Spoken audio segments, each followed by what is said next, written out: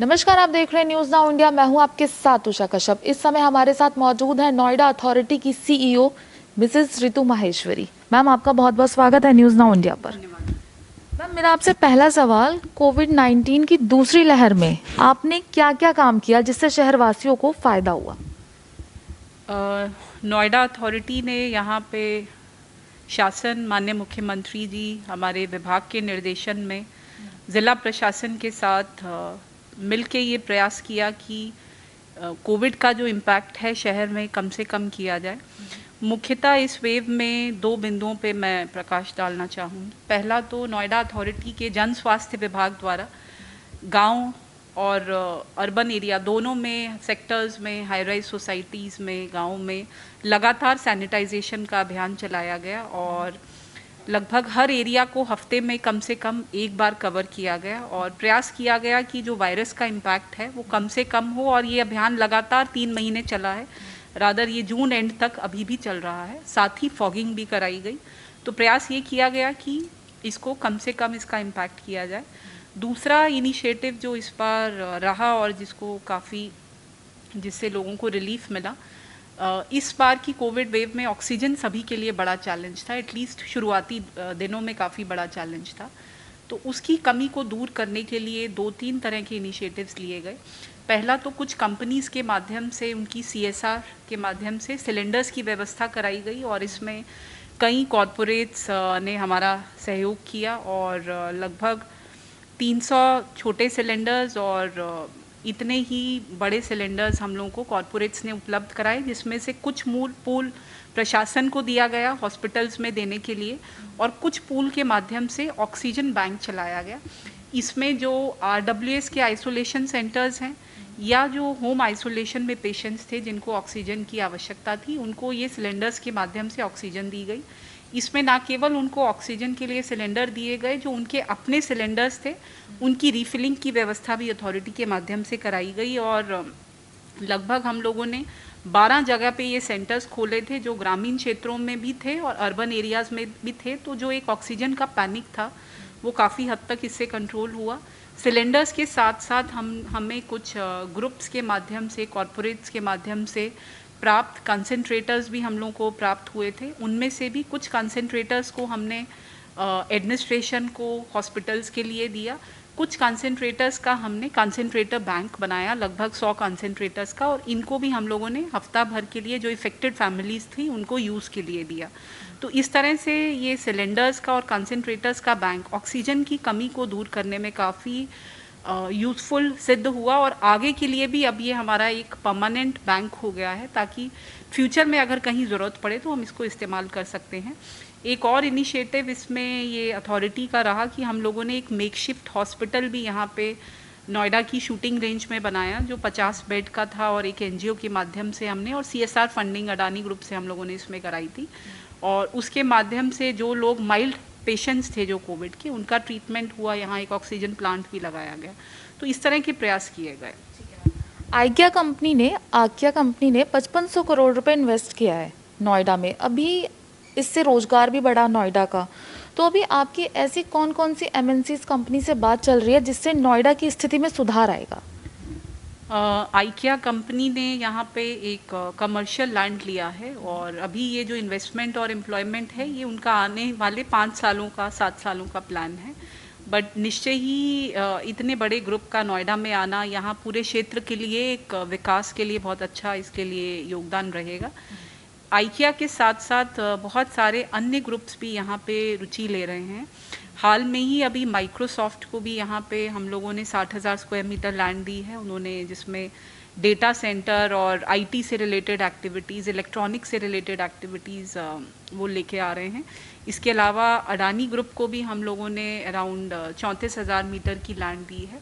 तो इन्फोसिस को भी इससे पहले लैंड दी गई थी। तो बड़ी कंपनीज़ यहाँ पे नोएडा में निवेश करने की लगातार इच्छा दिखा रही हैं और जैसा मैंने ये बताया, ये 3-4 बड़े ग्रुप्स आए हैं और इसके अलावा कई सारे और भी रेप्यूटेड कंपनीज़ हैं जिन्होंने इंडस्ट्रियल और इंस्टीट्यूशनल लैंड दी है। तो जिस तरह की नोएडा क्षेत्र की लोकेशन, यहाँ का जो इंफ्रास्ट्रक्चर है, कनेक्टिविटी है और आने वाले समय में जेवर एयरपोर्ट जो आ रहा है, उसको देखते हुए लगातार पिछले 3-4 वर्षों से नोएडा में लोगों की, इन्वेस्टर्स की रुचि बढ़ रही है। सैमसंग का एक प्लांट यहाँ पे था, उन्होंने एक और प्लांट सैमसंग डिस्प्ले यूनिट का यहाँ पे लगा लिया है। तो टीसीएस का एक प्लांट यहाँ पे लग रहा है। तो इस तरह से लगातार काफ़ी बड़े ग्रुप्स एमएनसीज़ के द्वारा यहाँ पे निवेश में रुचि दिखाई जा रही है, जिससे क्षेत्र में इन्वेस्टमेंट और एम्प्लॉयमेंट दोनों ही आ रहा है। और इसमें लगातार मैं शासन का, माननीय मुख्यमंत्री जी का भी धन्यवाद देना चाहूँगी कि क्योंकि जो एक सकारात्मक सोच और पॉलिसीज़ गवर्नमेंट लेवल पे रही हैं और जो लोगों को एक इन्वेस्टमेंट फ्रेंडली क्लाइमेट मिला है, सिंगल विंडो सिस्टम, निवेश मित्र जैसी व्यवस्थाएं मिली हैं, जिससे उद्यमी लगातार आगे बढ़ रहे हैं और नोएडा में रुचि दिखा रहे हैं। मैम, जब से आप सीईओ बनी है नोएडा अथॉरिटी की, नोएडा में काफ़ी साफ़ सफाई देखने को मिलती है। अक्सर देखा जाता है कि जो आपका इंटरेस्ट है वो आर्ट में, साफ़ सफाई में ज़्यादा रहता है।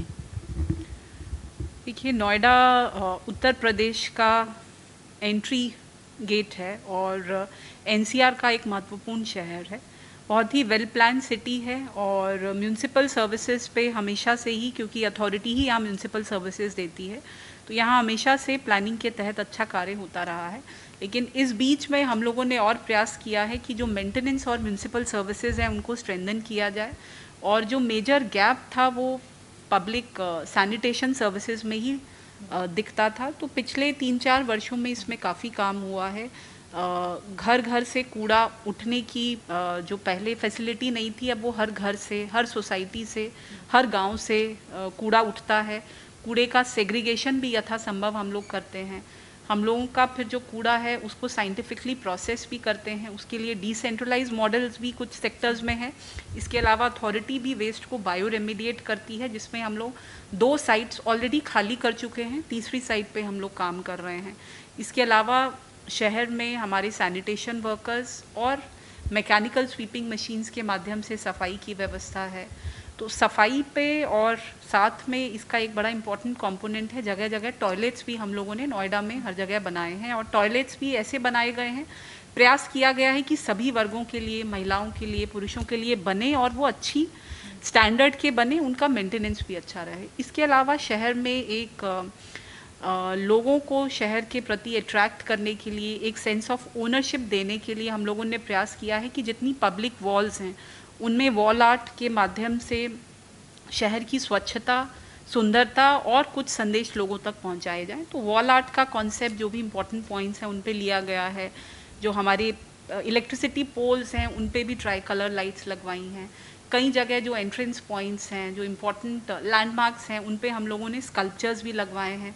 कुछ जगह वेस्ट टू वंडर स्कल्पचर्स भी लगाए गए हैं। तो एक इंटीग्रेटेड प्रयास है कि शहर का पहले तो इंफ्रास्ट्रक्चर अच्छा बने और दूसरा जो बन रहा है वो मेंटेन भी अच्छा रहे। नोएडा को लेकर मैम और आपके क्या सपने, आप नोएडा को किस हद तक लेवल पे लेके जाना चाहती हैं?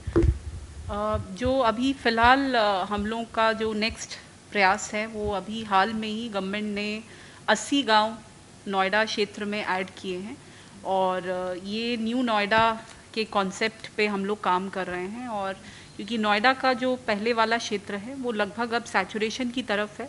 एक्सप्रेसवे पे हमारे 4-5 सेक्टर्स हैं जिनको डेवलप करने पे हम लोग काम कर रहे हैं, बट उसके बाद इन गाँव पे हमें कंसंट्रेट करना है। तो ये 80 गाँव, जिसमें ज़्यादातर गाँव बुलंदशहर डिस्ट्रिक्ट के लगते हैं, तो इनका मास्टर प्लान बनाने के लिए हम लोगों ने हाल में ही एक संस्था एंगेज की है और इसको मिक्स्ड मॉडल पे, जिसमें कुछ लैंड हम लोग लेंगे और कुछ लैंड एक प्राइवेट सेक्टर के माध्यम से डेवलप कराएंगे। तो इन गाँव में किस तरह से आगे आने वाले समय में इंडस्ट्रीज़, वेयर हाउसिंग और लॉजिस्टिक फैसिलिटीज़ को बढ़ावा दिया जाए, तो अगले 1 से 1.5 साल में इसकी प्लानिंग करके हम लोग एक गवर्नमेंट लेवल पे इसको फाइनल अप्रूव कराएंगे, ताकि जो यहाँ का जो रिसोर्सेज जो कम होते जा रहे हैं, एक तो वो बढ़ पाएँ और दूसरा वो एरिया काफ़ी सालों से अनडेवलप्ड है, उसमें डेवलपमेंट को का रास्ता आसान। एक आखिरी सवाल आपसे मेरा मैम, जैसा कि कहा जा रहा है कि कोविड-19 की 3rd लहर भी आएगी, तो उसके लिए आपकी क्या तैयारियां हैं? देखिए, जो अथॉरिटी का बेसिकली रोल है वो इन्हीं 2 कंपोनेंट्स में ज़्यादा रहता है। पहला तो जो सैनिटेशन है, तो उसमें हमारा सैनिटाइजेशन का कैंपेन लगातार चलता रहता है जब भी इसकी ज़रूरत होती है, और जो साफ़ सफाई के जनरल कार्य हैं वो हम लोग कराते ही हैं। बाकी अथॉरिटी ने जैसे पहली वेव में जो हमें गैप दिखा, वो खाने की व्यवस्था को लेके था कि बहुत सारे लोग थे लॉकडाउन से प्रभावित थे, तो हम लोगों ने कम्युनिटी किचन्स में काफ़ी काम अथॉरिटी ने किया था और लगभग 70-80 लाख फूड पैकेट बांटे गए थे। दूसरी वेव में हम लोगों ने ऑक्सीजन बैंक पे काफ़ी काम किया और जैसा मैंने बताया लोगों तक ये गैप था तो उसको कम करने में मदद की। ऑक्सीजन बैंक, कम्युनिटी किचन, ये दो जिसकी भी ज़रूरत थर्ड वेव में पड़ेगी वो हम लोगों ने ऑलरेडी उसकी तैयारी कर रखी है। और जैसा मैंने अभी बताया था अथॉरिटी के माध्यम से सिलेंडर्स, कंसंट्रेटर्स हमने कई हॉस्पिटल्स में ऑलरेडी दे दिए हैं। हमारे पास अब एक ऑक्सीजन प्लांट भी उपलब्ध है।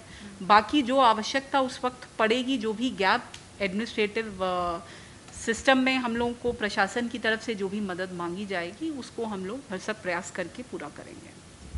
तो ये थी हमारे साथ रितु माहेश्वरी जी, जो नोएडा अथॉरिटी की सीईओ हैं। इन्होंने हमें नोएडा अथॉरिटी की तमाम जानकारी दी। आपका बहुत बहुत धन्यवाद मैम।